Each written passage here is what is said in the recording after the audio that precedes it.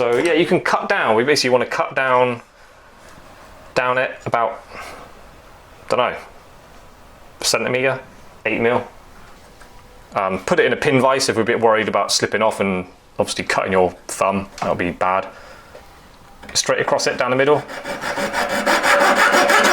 This is probably going to ruin your saw blade, by the way.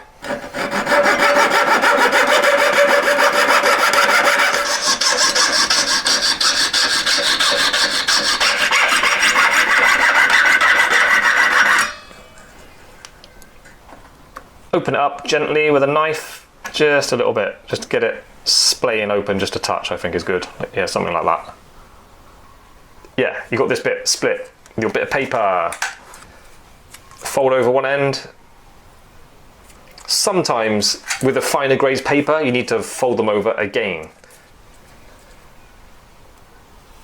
It goes in this side. If you hold it towards you, sticks out to the right. And I mean, that feels quite tight in there already.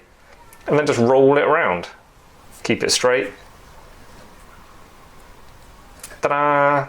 Because a whizzer spins that way, yeah, so you need that flap going that way. Because if it spins that way, it'll just open up.